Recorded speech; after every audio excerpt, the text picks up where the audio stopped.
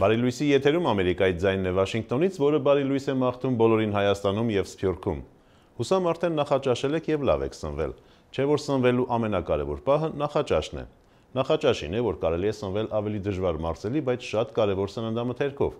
Դրանցից է կարագը։ Իսկ գետնանուշի կարագը ունի իր առանձնահատկությունները, որոնք ըստ ԱՄՆ-ի գիտնականների շատ անհրաժեշտ են 4-ից 6 ամսական երեխաների համար։ Անգլիայի օրինակին հետևելով Միացյալ Նահանգներում մանկահասակներին գետնանուշով կերակրելու վերաբերյալ նոր ուղեցույց է սահմանվել։ Գիտնականները պարզել են, որ վաղ հասակում երեխաներին գետնանուշ կերակրելու դեպքում նրանց մոտ գետնանուշի հանդեպ ալերգիա ձեռք բերելու հավանականությունը նվազում է։ ԱՄՆ-ի ալերգիաբանության և ինֆեկցիոն հիվանդությունների ինստիտուտի տնօրենի խոսքերով, վաղ հասակում նախքան երեխայի իմունային համակարգի ձևավորումը, երեխաների օրգանիզմը ունակ է վարժվել սննդի տարբեր տեսակներին։ Բժիշկները խորհուրդ են տալիս կերակրել մանկահասակներին գետնանուշի կարագով կամ գետնանուշի փոշիով, եթե իհարկե երեխան չունի էկզեմա կամ այլ բարդ ալերգիկ հիվանդություններ։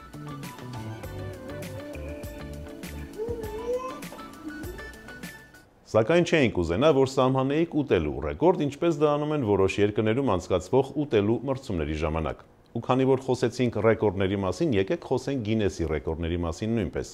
1955 թվականին էր, որ առաջին անգամ հրատարակվեց Գինեսի ռեկորդների գիրքը։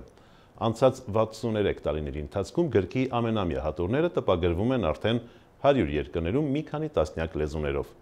Ռեկորդներ գրանցվում են ամենատարբեր բնագավառներում։ Այս պատմությունը Կարմիր ծովում սահմանված ռեկորդի մասին է, որը արդեն հայտնվել է գրքում։ Գրեթե 2000 մարդ Արգենտինայի Աղի լճում ձեռք-ձեռքի են տվել, սահմանելով այս եղանակով լողացող ամենամեծ թվով մարդկանց Գինեսի աշխարհի նոր ռեկորդ։ Այս ռեկորդը սահմանելու համար մասնակիցներից մեծ ջանքեր չեն պահանջվել։ Նրանք այդ արել են հենց առաջին փորձից։ Լճի աղիության շնորհիվ ձեռք-ձեռքի լողը բավականին հեշտ է եղել։ Այս ոճով լողացող ամենամեծ թվով մարդկանց Գինեսի աշխարհի նախորդ ռեկորդը սահմանել էին Թայվանի բնակիչները Սան Մուն լճում 2014 թվականին, երբ 650 մարդ ձեռք-ձեռքի էր տվել լողալիս, օգտագործելով ջրի երեսին մնացող սարքեր։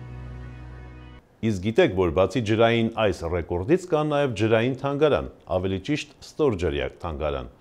Ավելի ճիշտ կան թանգարաններ, առաջինն ու ամենահայտնին Մեքսիկայի Քանքունի ստորջրյա թանգարանն է, որտեղ բացի այլ նմուշներից ցուցադրվում է 500 արձան։ Բայց ահա թանգարանային այս մեթոդն է որոշել ընտրել նաև Եգիպտոսը։ Հինավուրցբուրգերից և եգիպտական այլ հրաշալիքներից բացի, Եգիպտոսն այսօր ունի նաև ստորջրյա հրաշալիք։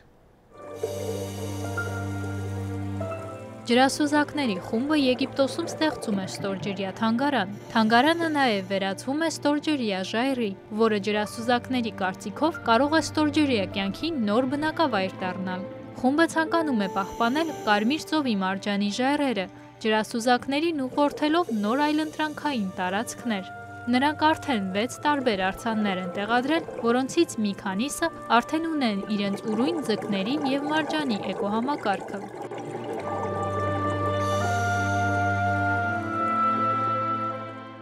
Վերջում եկեք տեղափոխվենք Կանադա դիտելու այն բիզոններին, որոնք ժամանել են իրենց տեսակը այստեղ կրկին տարածելու նպատակով։ Կրկին, որովհետև եթե ժամանակին այստեղ նրանց գլխաքանակը հասնում էր տասնյակ միլիոնների, մինչև մի քանի օր առաջ նրանցից այստեղ որևէ ներկայացուցիչ չէր մնացել։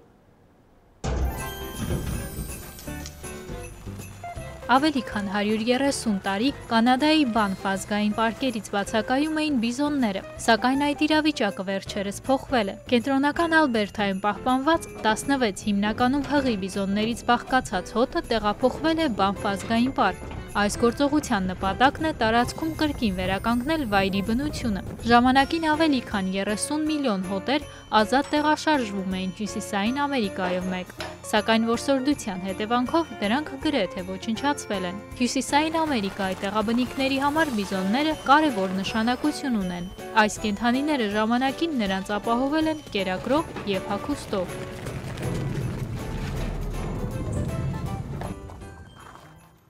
Ուրեմն այսօր իմացանք, թե որքան կարևոր է գետնանուշի կարագը երեխաների համար։ Պարզեցինք, որ Կարմիր ծովում այնքան էլ դժվար չէ մեջքի վրա լողալը։ Այցելեցինք Եգիպտոս և սուզվեցինք ջրի տակ, դառնալով ստորջրյա թանգարանի այցելուներ ու եղանք Կանադայում, ուր նորից բնակություն են հաստատում բիզոնները։